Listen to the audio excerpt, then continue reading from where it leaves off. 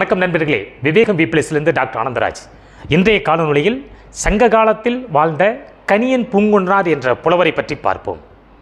இந்த கணியன் பூங்குன்றனார் அவர்கள் சிவகங்கை மாவட்டம் திருப்பத்தூர் தாலுகா மகிபாலன்பட்டி என்ற ஊரில் பிறந்திருக்கிறார் என்று வரலாற்று சுவர்கள் கூறுகின்றன. இவர் எழுதிய யாதும் ஊரே யாவரும் கேளீர் என்ற பாடல் இன்றளவும் உலகளவில் புகழ்பெற்ற பாடலாகும். நமது முன்னாள் ஜனாதிபதி அவர்கள் ஏபிஜே அப்துல் கலாம் அவர்கள் எந்த ஒரு மேடை பேச்சியிலும் யாதும் ஊரே யாவரும் கேளீர் என்ற சொற்றொடரை ஆரம்பித்து பேச்சினை தொடங்குவார். அந்த அளவுக்கு தமிழ் பொருள்பட சமத்துவ கருத்துக்கள் உள்ளடங்கிய இந்த பாடல் கணியன் பூங்குன்றன் அவர்கள் எழுதிய மிகச்சிறந்த பாடலாகும். இது புறநானூற்றில் 192வது பாடலாக இடம்பெற்றுள்ளது. அந்த பாடல் என்னென்னு பார்ப்போமா?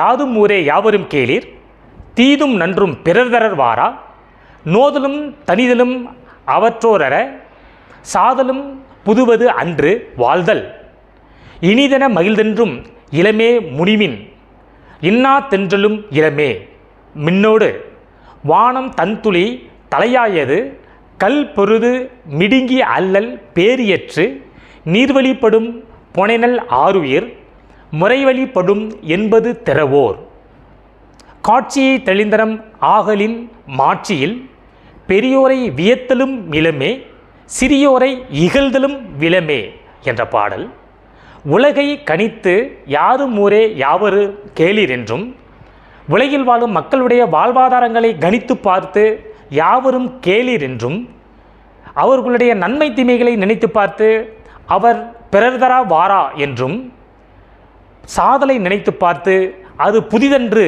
என்றும், வாதலை கணித்து பார்த்து அது பிறர் தர வந்தது என்றும், பிறந்தால் வரும் வாழ்க்கையை நினைத்து பார்த்து அதனை நினைத்து மகிழக்கூடாது என்றும், வாழ்க்கையில் வரும் துன்பங்களை கணித்து பார்த்து துணிந்து செல் என்றும், மறுபிறவியினை கணித்து பார்த்து அது மின்னல் போன்றது என்றும் பொருள்பட இந்த பாடலை எழுதியிருக்கின்றார்.